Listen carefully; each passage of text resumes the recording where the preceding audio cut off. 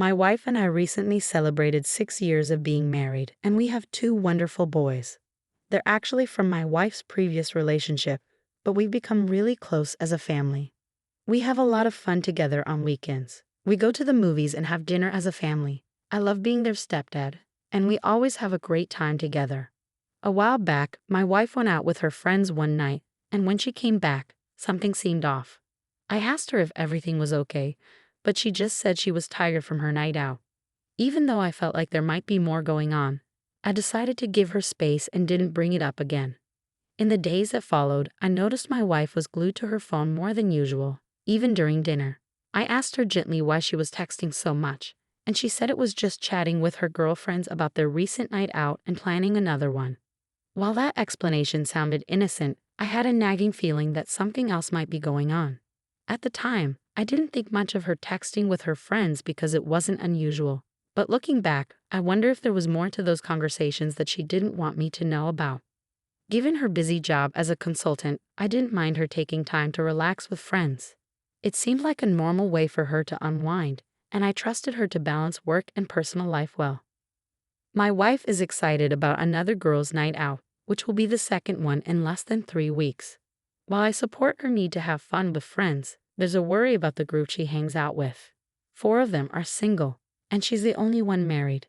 This makes me uneasy because she might face different risks compared to her single friends. After the second girls' night, I talked to her gently about my concerns.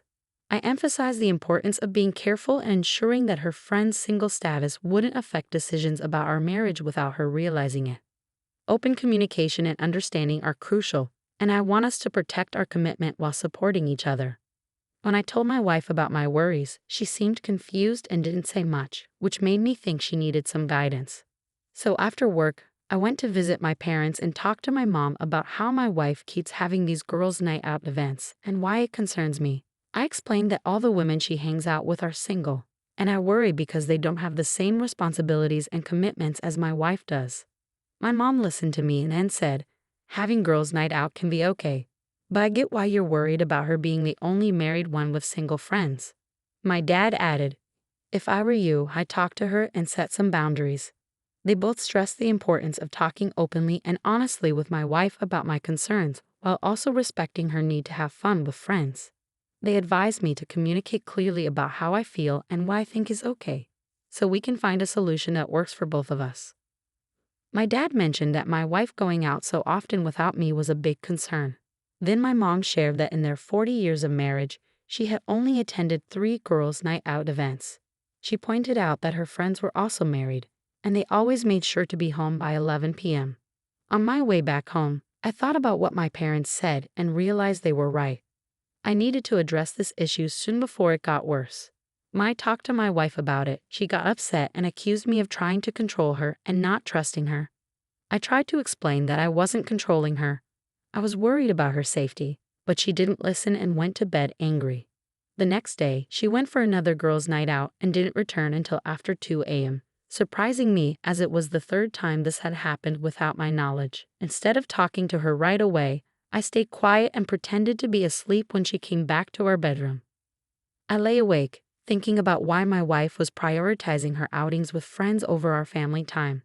I decided I needed to have an honest talk with her to understand her reasons for wanting to leave our family and hang out with her friends.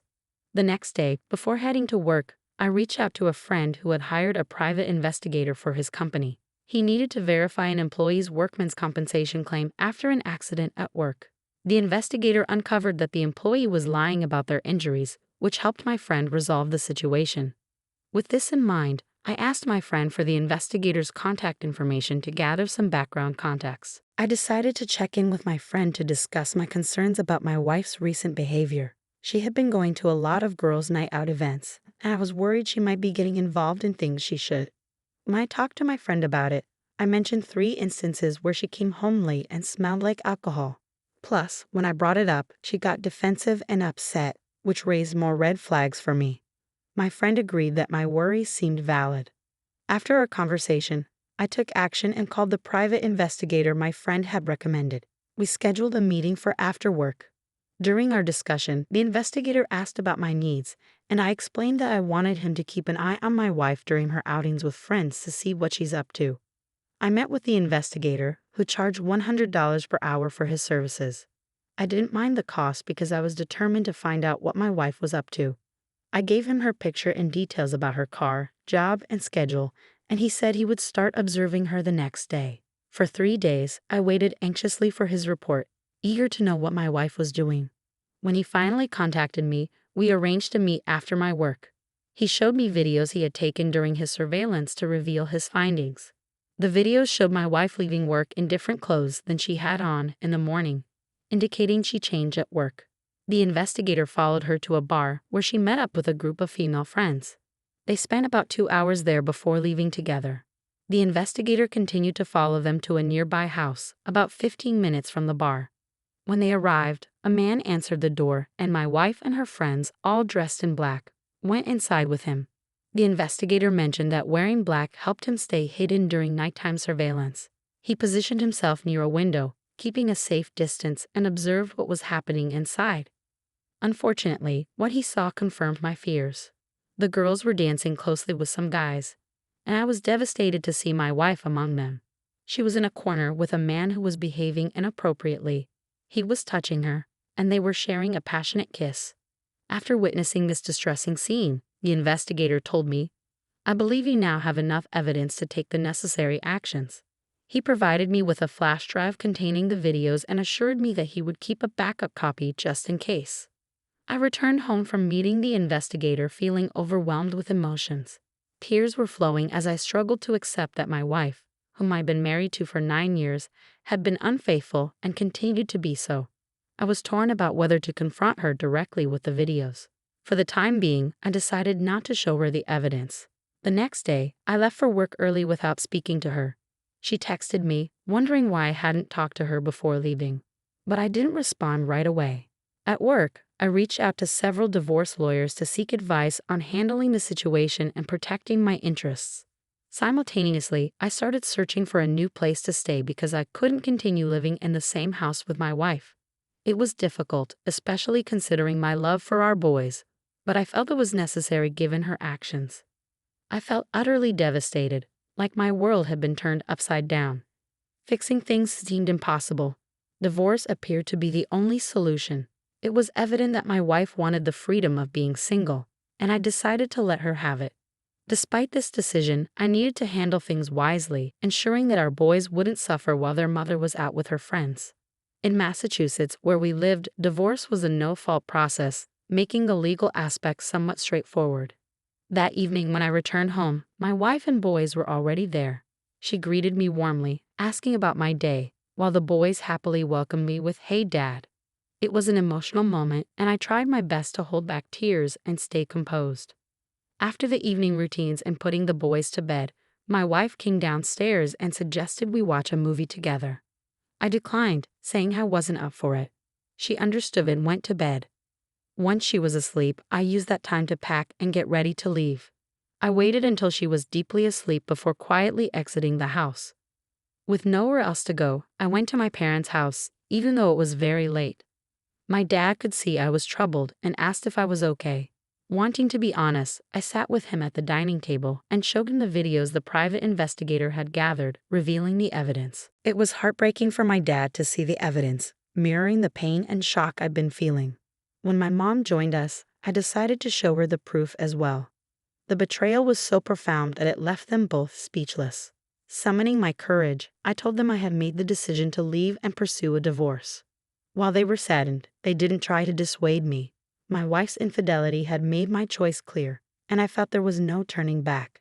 That night, I stayed at my parents' house, finding solace in their support during this difficult time. The next morning, I informed my boss via text that I would be late due to personal reasons. Thankfully, my boss was understanding and didn't have any issues with it. While dealing with work matters, I received several texts from my wife, expressing concern about my whereabouts and why I had left the previous night. Despite the messages, I chose not to respond to any of them. I was still processing my emotions and needed time and space to deal with everything that had unfolded. Taking decisive steps, I sought out a divorce lawyer and initiated the legal process based on the fact that my wife had been unfaithful. Simultaneously, I made the difficult decision to move out of our house when I knew she wouldn't be there. Later, I returned to leave her a note explaining my actions. I told her I started the process to end our marriage and gave her the necessary details. I also said she could reach me at my parents' place if she needed anything during this confusing time. After work, I went home to my parents' house and saw her car there. When I walked in, I found her at the kitchen table, crying. She asked why I wanted a divorce, and I showed her the videos on my phone to explain. While showing her the proof, I calmly explained that I didn't deserve to be treated this way and that her actions had broken our trust. After a long talk, we both agreed that divorce was the right choice. I told her I didn't want to keep the house since it was rented, so I suggested she could take it since she could manage the rent alone. The divorce process went smoothly, and the judge gave me 30 days to collect my belongings from the house. I decided not to request alimony since I earned more, and there was no need for child support as the kids were already receiving it from their biological dad. Both of us were 33 years old, and the boys were 7 and 8. It was hard to say goodbye because I had grown very close to those boys, treating them as my own even though I wasn't their biological father. When my job offered me an opportunity in another state, I accepted it to begin a new chapter in my life. I changed my phone number, only sharing it with my parents and a few close friends. Starting fresh, I've created a whole new life for myself. It's been almost a year now, and I'm doing really well. I've started dating again, and emotionally, I'm in a much better place. Moving and starting anew has turned out to be a positive and transformative experience for me.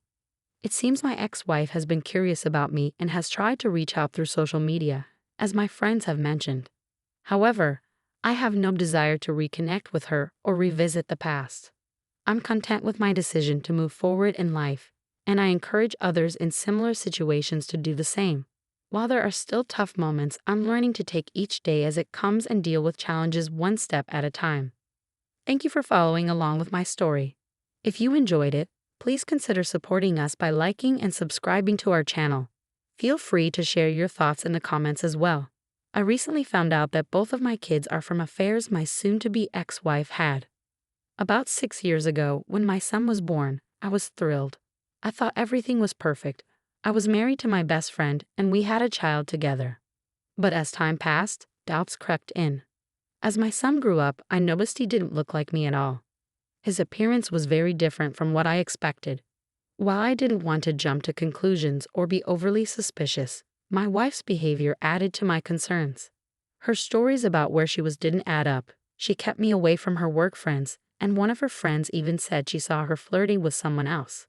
Things got worse when her lies started becoming more apparent after our son was born. It might sound foolish, but I still loved her despite her lies. Every time her lies were exposed, she convinced me of her love for me, making me believe she wasn't as deceitful as I thought. Last year, she got pregnant again, and I held onto a small hope that the child might be mine. However, when her daughter was born, it was clear she was of mixed race. I refused to acknowledge paternity, and a test confirmed neither child was mine. That day, I started divorce proceedings and left the family I had built, knowing it would be hard for her son. Despite my worries, I did my best to be a good father to him. I loved him deeply and tried my hardest to be the dad he deserved. It's really tough to deal with all of this. When I see my son now, I feel a mix of emotions. I'm angry at my unfaithful wife, disappointed in myself for not trusting my instincts, and upset that the past 6 years feel wasted. Some people have called me a monster for leaving my son.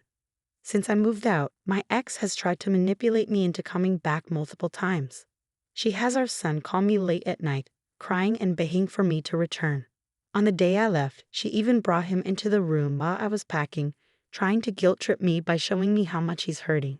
It's really tough dealing with the criticism and humiliation I face whenever my son is brought up in conversations, whether online or offline. Even though I'm not his biological father, I still see myself as his dad. Sadly, I've realized that most people don't care about my feelings in this situation. My parents are the only ones supporting me through this difficult time. My siblings criticize me for leaving a child behind, labeling me as a terrible person. It's hard because my own feelings of hurt and betrayal seem to hold no value to others, all because there's a child involved. I know it's not his fault. He's just a child who lost the man he thought was his father. It's tough feeling pressure to toughen up and pretend everything is okay, especially when I have resentment about the situation.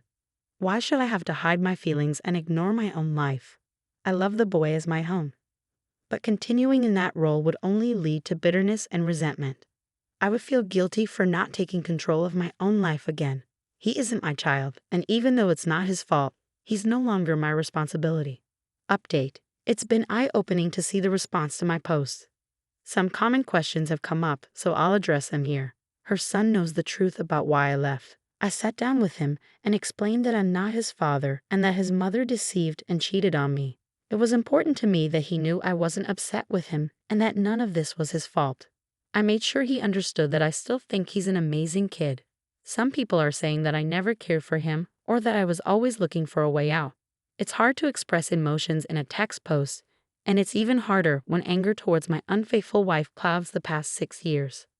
I have a lawyer, and legally, I won't be paying child support or alimony. As for those who think I should stay a father figure in her son's life, that's not practically possible. While I don't hold any anger towards him, I've been deceived and manipulated by a selfish and deceitful woman who has now involved her children in her lies.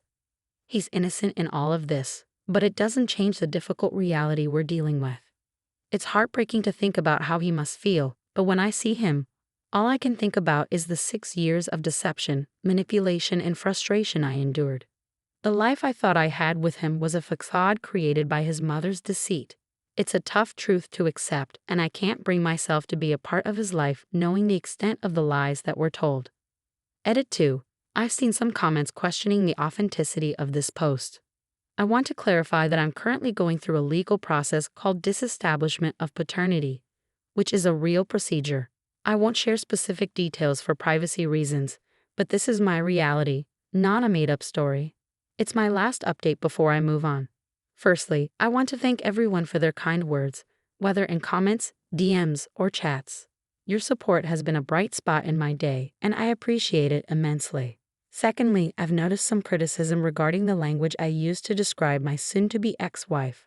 I want to acknowledge that I'm going through a very difficult time filled with intense anger towards the woman who has caused so much turmoil in my life. Was my choice of words inappropriate? Yes, I admit that. Is the term I used degrading and offensive? Yes, it is. But I won't apologize for it because it reflects the raw emotions I'm experiencing right now. This post is an unfiltered expression of thoughts from someone going through a tough time. I don't intend to promote hatred towards women or spread misogyny. That's not my goal here. Bob, 30 years old, with red hair and in pretty decent shape. I work in a factory on a production line during the second shift, a job I've been doing for 2 years. While I don't have a fancy education, I did graduate from high school and spent 8 years in the Army as a heavy equipment operator. I had 2 tours overseas, one in Iran and one in Afghanistan. Although I didn't engage in combat, I faced a lot of gunfire during my service. 3 years ago, I married my high school sweetheart. Initially, everything was wonderful, but now it's turned into a living nightmare as I recently discovered that my wife has been having an affair throughout our time together. I've been attending school to become a truck driver. I'm aware that I have PTSD due to my time in the service, and I do see a psychologist for it, meeting with them 3 times a week. One evening, I wasn't feeling well and returned home from work earlier than usual. As I was about to unlock my apartment door, I overheard Rhonda laughing and chatting with some guy. They were making fun of me, saying hurtful things. My immediate impulse was to burst in and confront them aggressively, but I remembered a valuable lesson from my military days. Never act in haste, especially when angry. I had to walk away and find a way to calm down. I was juggling night shifts at work, attending school during the day, and meeting my psychologist 3 times a week. The next day, I spoke to my psychologist about the situation.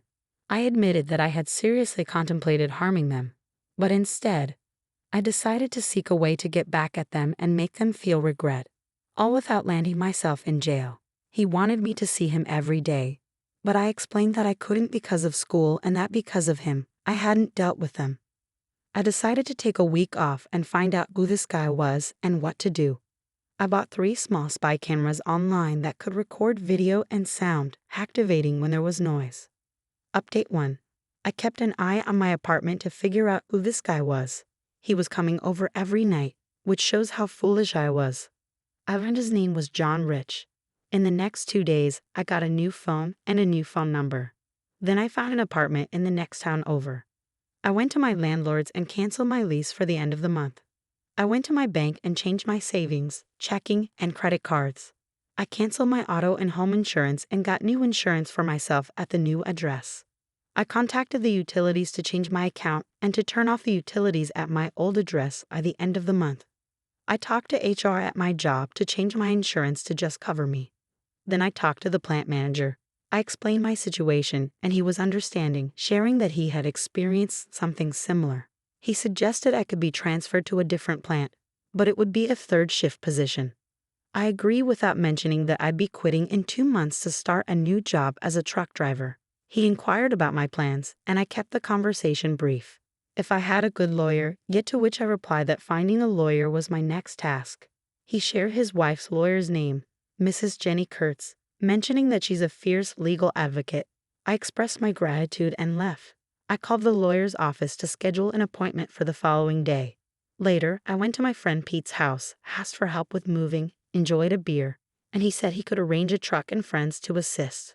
I told him I'd need them by the end of the month and promised to provide beer and pizza for the helpers, which he found agreeable.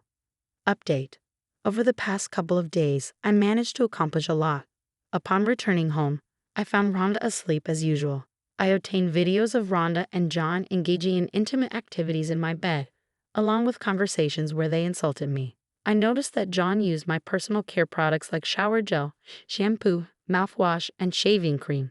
He even went so far as to put my toothbrush in the toilet, which Rhonda found amusing. I was furious and resolved to get back at them. The following afternoon, I informed Rhonda that I had some errands to run. I needed to keep my distance as being around her made me want to physically harm her. I had to act convincingly. I discovered where the jerk John worked. He's a used car salesman. I bought all new personal care items: shower gel, shampoo, mouthwash, toothbrush, and toothpaste. I also purchased a small gym bag to keep these things in while in the shower. I urinated on my old items as payback. Revenge is satisfying. While observing John, I discovered he had multiple girlfriends. I trailed him and documented his interactions with various women, capturing photos of them kissing and hugging. The convenience of today's smartphones with their cameras. I have 2 more weeks to organize everything. Update. I visited the lawyer's office and explained the situation to her. I also gave her a flash drive containing the videos I had of Rhonda and John. Jenny watched some of the footage, feeling disgusted by John's actions with my toothbrush and how they both laughed about it. I informed her that I discovered he was also dating other married women. I had video evidence of him with them. I contacted the husbands of these women and arranged a meeting at a restaurant in 5 days without disclosing the purpose. I mentioned to Jenny that I might have more clients for her. After leaving the lawyer's office, I resumed tracking John. I learned that he was renting a motel room for his affairs. I bought 2 more spy cameras, disguised myself as a repairman, and persuaded the chambermaid Kelly to let me into the room by offering her $500. I explained my intentions to her, and she revealed that she had been through a divorce due to her husband's infidelity, wishing someone had helped her like I was helping the other husbands.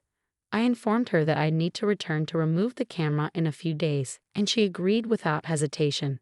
I positioned one camera inside aimed at the bed and arranged another outside the window to ensure the videos would be admissible in court. It's good that your STD test results were negative.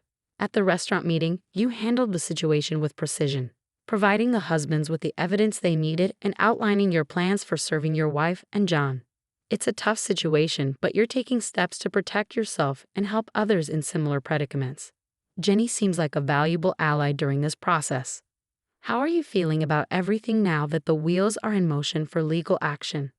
You're handling a very difficult situation with a lot of determination and strategic planning.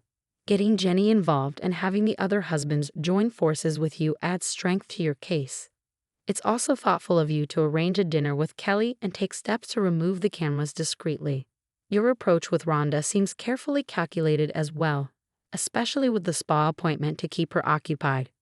How are you managing emotionally through all of this? It must be a roller coaster of feelings. Great news, I took an extra day off on Friday. When Friday rolled around, Rhonda left for her spa appointment in high spirits. I called Pete, and he showed up with some friends and a truck. Together, we swiftly packed up all my belongings within 2 hours. While they were in the bathroom getting things, I warned them to avoid a certain spot. Meanwhile, legal papers were served to Rhonda at the spa, and John got served at his old job. All the wives received legal notices at the same time. John was found beaten up at his motel. When Rhonda came back home and realized I was gone, she was livid and found out about John's cheating. She had to move back in with her parents just as her lawyer thought they had located me at work. But I had already started my new job as a long-haul truck driver. Jenny, my lawyer, took charge of handling my divorce proceedings. Rhonda initially resisted but eventually gave in. 6 months later, I was officially free. John now walks with a limp and has lost his potency. Over time, it seemed like John was facing new troubles every other month, as if I could actually feel any sympathy for him, which I didn't. It turned out that all the cheating wives ended up getting divorced. One person brought about this outcome for everyone. Update. 5 years after our divorce, I was at a restaurant when someone tapped me on the shoulder. It was Rhonda, but she looked much older. She asked if she could talk to me for a moment, and I motioned for her to sit down.